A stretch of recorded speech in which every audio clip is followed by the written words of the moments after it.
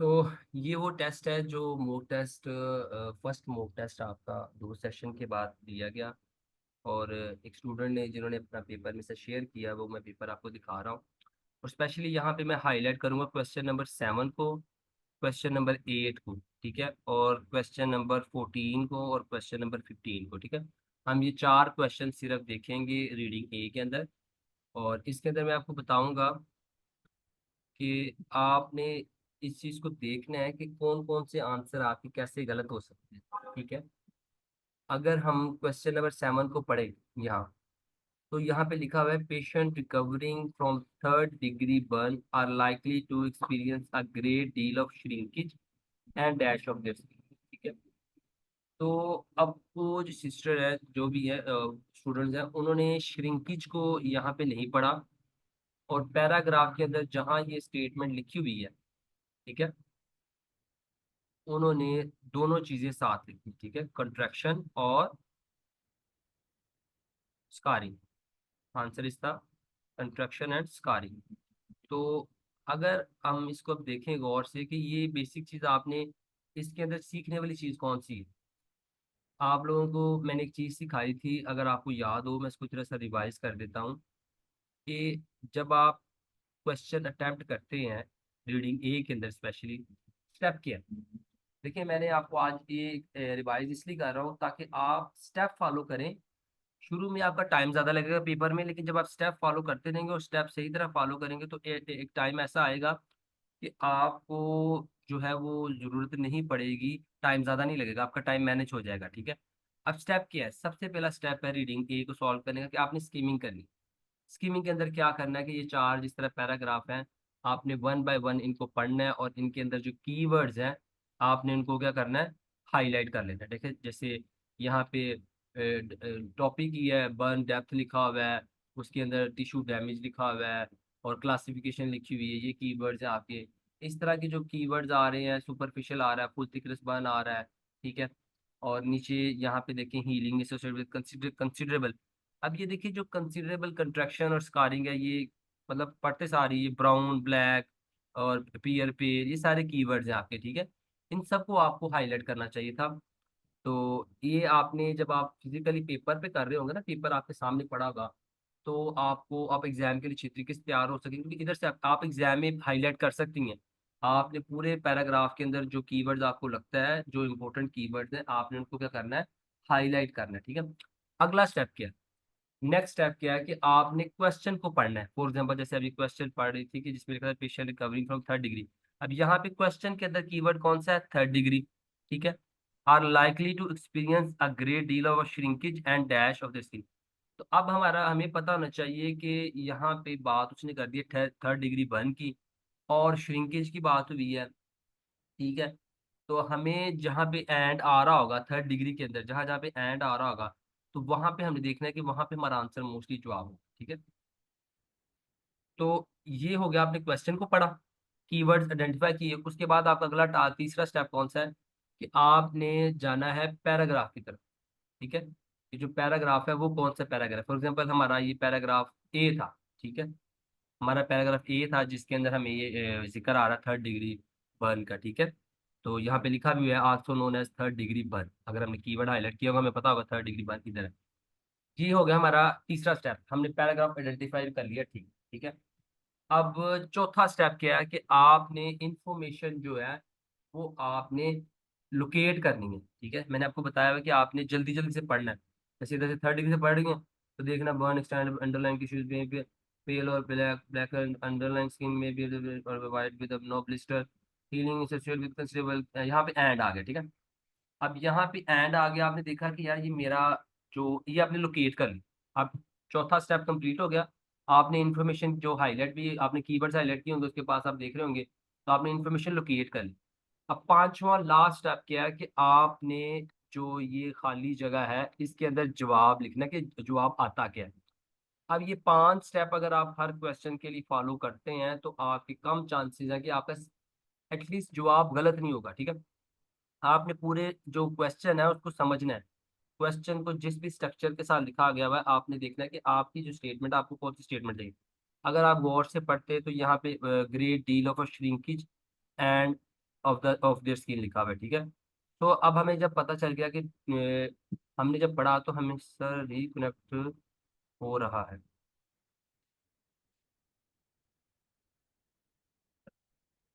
चलिए, वो network issue हुआ किसी का।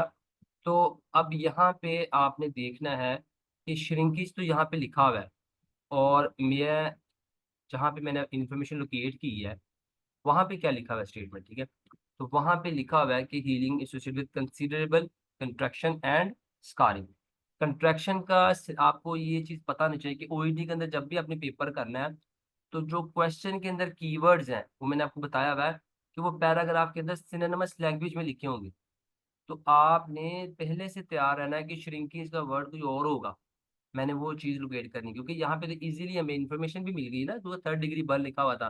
तो हमें इजीली बाद के बाद कुछ क्वेश्चन ऐसे होते हैं कि उसके अंदर जो इन्फॉर्मेशन लिखी होती है, उसके अंदर जो लैंग्वेज यूज की होती है वो आपको इजीली नहीं मिलती है। तो वो आपको इजीली तब मिलेगी जब आप सिनोनिमस लैंग्वेज के लिए पहले से तैयार हो, ठीक है। तो पांचवा स्टेप क्या है कि जब आपने लोकेट कर लिया, आपने दोनों लाइन जो क्वेश्चन स्टेटमेंट है और जो पैराग्राफ स्टेटमेंट है उनको गौर से पढ़ना है कि क्वेश्चन में कौन सी चीज ऑलरेडी लिखी हुई है। जो ऑलरेडी लिखी हुई है वो हमने पैराग्राफ के अंदर नहीं लिखनी। तो यहाँ पे सिर्फ जवाब आना था स्कारिंग, यहाँ पे कंट्रैक्शन नहीं आना था। इसी तरह एक और क्वेश्चन है जो किसी ने गलत किया था, जहाँ पे ये लिखा हुआ है कि प्रेजेंस ऑफ सेंसेशन, ठीक है। अब इसको भी अगर हम पढ़ते हैं क्वेश्चन को, तो ये लिखा हुआ है when evaluating mix depth burn you should take into account how the burn looks and whether there is dash in the affected area। अब यहाँ देखें, हमें कीवर्ड हमें मिल गया मिक्स डेप्थ बर्न, ठीक है। तो अब हमने यहाँ पे देखना है कि हमारा अगला कीवर्ड क्या है कि burn looks and whether there is in the affected area, ठीक है। अफेक्टेड एरिया की बात होगी और लुक की बात हो रही होगी, बर्न लुक कैसा, ठीक है। तो अब जब हम ये इंफॉर्मेशन हमारा ये हमारा सेकंड स्टेप क्या है कि हमने पैराग्राफ वही हमें पता चल गया मिक्स बर्न तो इधर ही है, हम इधर वापस आ गए। अब तीसरा क्या कि हमने यहाँ पे इंफॉर्मेशन जो है वो लोकेट करनी है। तो वो हम देखते हैं कि यहाँ पे जिक्र हो रहा है कि अपीयरेंस। अपीयरेंस जब से ही हमने ये पढ़ा तो हमें पता नहीं चला कि क्वेश्चन के अंदर लुक लिखा हुआ है, और लुक क्या होता है, अपीयरेंस का सिनोनिमस है। तो हमें पता चल गया कि इन्फॉर्मेशन यहाँ ही है, ये हमारी इन्फॉर्मेशन लोकेट होगी, ठीक है।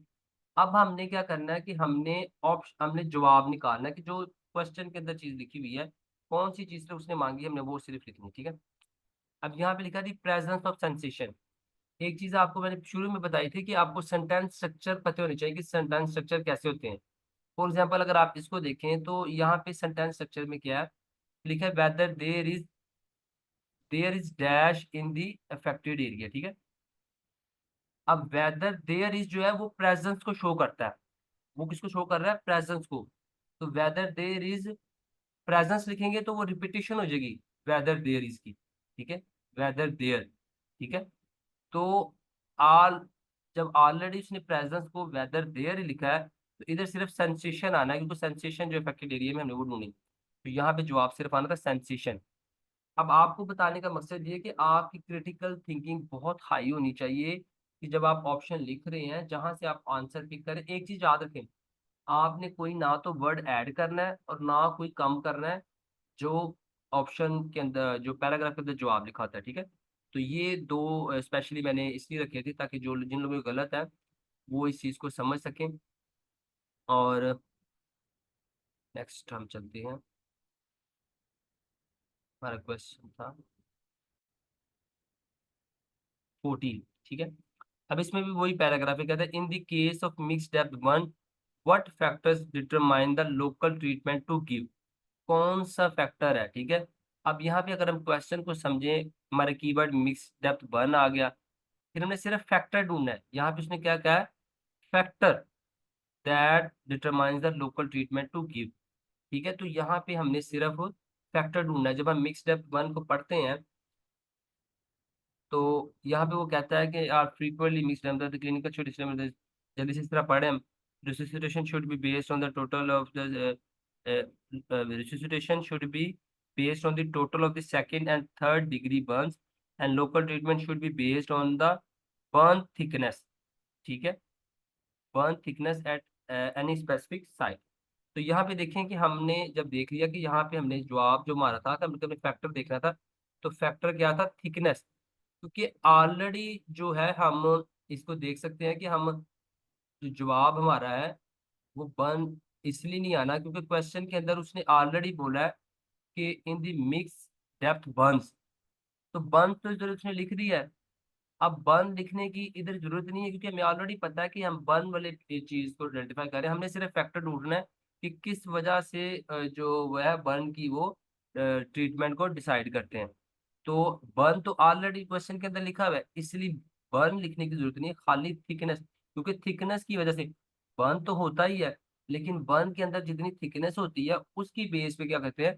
ट्रीटमेंट डिसाइड करते हैं। इस तरह आपने क्लोजली क्वेश्चंस को समझना है, क्योंकि क्वेश्चन को समझेंगे अच्छे तरीके से तो ही आपको आंसर आप सिलेक्ट करना आसान होगा। अदरवाइज आप गलत आंसर सिलेक्ट कर सकते हैं। ठीक है। और इसी तरह ये what is the maximum number of trials recommended for a drip of the sensation of the यहाँ पे नंबर ऑफ ट्राई लिखा हुआ है recommended for attaching a drip. अब जो अटैचिंग अ ड्रिप है वो कैनुलेशन ही है। ठीक है। जब कैनुलेशन हुई होगी तो ही आप अटैच कर सकते हैं ना drip at the scene of a burn incident. तो यहाँ पे जवाब सिर्फ आना था 2। ठीक है। इसी तरह बाकी भी क्वेश्चंस हैं, मैं आप लोगों को यही कहूंगा कि आप इस चीज को पढ़ें और एवेलुएट करें। ठीक है। अब हम कोशिश करते हैं कि सिर्फ एक सी क्वेश्चन पढ़ लेते हैं। ठीक है। और सी क्वेश्चन को डिस्कस कर लेते हैं कि क्वेश्चन को जब आप पढ़ते हैं तो आपने किस तरह हाईलाइट करना होता है। और ठीक है। सो एक मिनट में आपका देख भी लूँ कि आपका कौन सा जवाब गलत था, फिर मैं वही क्वेश्चन जो है ना वो डिस्कस करता हूँ आपके साथ। समिया के जवाब जो थे सामने आ जाए। तो आपने इसका जवाब सिलेक्ट किया था डी। ठीक है। तो सही है, आपके लिए तो बेस्ट है। ठीक है। बाकी सिस्टर भी लगी इसी को। तो मैं एक ही क्वेश्चन करूंगा आज। तो देखिए, बात ये कि आपने क्वेश्चन को पहले समझना। सबसे पहले ये चीज आपको सिखाई हुई है, स्टेप्स को फॉलो किया करें। The case of Lucy Smith. अब लूसी स्मिथ का केस है highlights the fact that food allergies. ठीक है। फूड एलर्जीज जो होती हैं उसमें कोई फैक्ट है जो हाईलाइट हुआ है लूसी केस की स्मिथ की वजह से। ठीक है। तो हमने फैक्ट ढूंढना है जो हाईलाइट हुआ है फूड एलर्जी की वजह से। ठीक है। एक फैक्ट हुआ है। फैक्ट में क्या आता है? फैक्ट में क्या आता है कि कोई ऐसी चीज होती है जो हमें बताती है कि अगर ये चीज ऐसी हुई है, अगर ऐसे करते तो ऐसे हो जानी थी। ठीक है। तो फैक्ट के अंदर क्या होता है, कुछ चीजें होती हैं जो स्ट्रांगली ये साइन दे रही होती है कि इस वजह से ये चीज ये हो रही है। ठीक है। तो अब हमने फूड एलर्जीज को ध्यान में रखना है, फैक्ट लेना है हमने, और वो फैक्ट हाईलाइट हुआ होगा। ठीक है। तो हम पैराग्राफ को समझते हैं। पैराग्राफ में क्या है कि Lucy Smith was scrolling through Canberra last July with an moment she couldn't stand grip. अब वो बता रहा है कि लूसी स्मिथ, पढ़ते सारी आप समझ आनी चाहिए। ठीक है। तेज से जैसे पढ़ना। Lucy Smith was scrolling through Canberra last July with an moment she couldn't stand grip up by pain so severe she feared she would pass out, the first sign of paralyzing diarrhea, paralysing diarrhoea. तो यहाँ पे हमने देखा कि वो बता रहा है कि जो लूसी स्मिथ है लास्ट जुलाई को उसको ये हुआ है कि वो खड़ी भी नहीं हो पा रही थी और उसको इतनी खौफजदा हो गई थी कि उसे लग रहा था कि वो शायद उसको जिंदगी अब वो ज्यादा देर नहीं रह पाएगी। और ये फर्स्ट साइन था उसके पैरालाइजिंग डायरिया का। कहता है कि this dramatic episode turn out to be caused by a newly acquired food allergy. ये जितनी भी इसके साथ एपिसोड हुई थी इसके सबसे पीछे रीजन क्या था कि उसको किसी चीज से एलर्जी हुई थी। ठीक है। तो हमारा टॉपिक भी क्या था? Food allergy. और फूड एलर्जी से रिलेटेड कोई जो पॉइंट है वो फैक्ट है वो हाईलाइट हुआ है। दिस फिर आगे कहता है food allergy affect 1% of the adult population of Australia. Food allergy जो है वो ऑस्ट्रेलिया के जो 1% पॉपुलेशन है अडल्ट की उसको अफेक्ट करती है। Most do not hit the same fevers as Lucy. और सारे जो है वो उनको सेम तरह की प्रॉब्लम नहीं आती जो लूसी को आई थी। But the physical and mental impact can none the less turn a person life up and down. लेकिन जो फिजिकल और मेंटल प्रॉब्लम उसको फेस करनी पड़ती हैं इसी कंडीशन के अंदर, उसकी वजह से उसकी पूरी लाइफ जो है वो डिस्टर्ब हो जाती है and may even be life threatening. और वो जिंदगी जानलेवा भी हो सकती हैं। Lucy reduce that she was allergic to red meat. Lucy ने इस चीज को ज्यूम किया कि उसको शक था कि इसको जो एलर्जी है वो रेड मीट से है। One of the less common allergy food stuff, और जिससे बहुत कम लोगों को एलर्जी होती है। Only after several further attack of varying varying severity were her suspicion eventually confirmed by a specialist. ठीक है। जब उसको बहुत सारे इस तरह के अटैक हुए तो उसके बाद जो उसका स्पेशलिस्ट था उसने इस चीज़ को कंफर्म किया कि इसको किसी खाने से एलर्जी है। अब ये हमने सारा केस पढ़ लिया, ठीक है। अगला स्टेप क्या आता है, आपने ऑप्शन ए पकड़ना है। अब उसके अंदर लिखा हुआ है कि may be difficult to diagnose in certain people. यहाँ पे कीवर्ड्स क्या है हमारे, जहाँ ये जो may be, should be, likely, इस तरह के जो वर्ड होते हैं ना, रेयर, ऑफन, ये बहुत इंपॉर्टेंट होते हैं। आपने इनको समझना होता है, इनकी डेप्थ मीनिंग समझनी होती है, ठीक है। तो यहाँ पे वो कह रहा है मे बी डिफिकल्ट और इन डायग्नोज, ठीक है। तो हम देखते हैं कि वो डिफिकल्ट डायग्नोज जो है उसके बारे में तो बात हुई नहीं कि इसको डायग्नोज करना डिफिकल्ट है।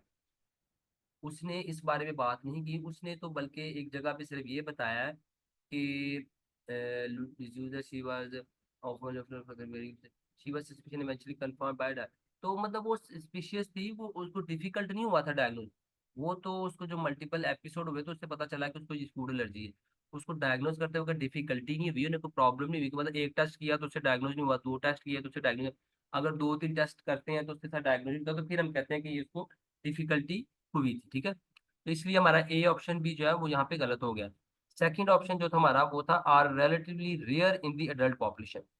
अब हमने ये देखें स्टेटमेंट तो ये लिखी हुई है कहीं ना कहीं, रेयर का मतलब है 1% ऑफ एडल्ट पॉपुलेशन, तो ये मैच तो कर रही है। लेकिन हमने अपने क्वेश्चन को याद करना है कि क्वेश्चन क्या था।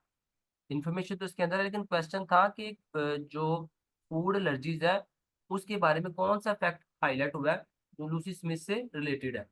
अब ये चीज लूसी स्मिथ की वजह से नहीं डायग्नोज हुई कि पूरे ऑस्ट्रेलिया के अंदर 1% को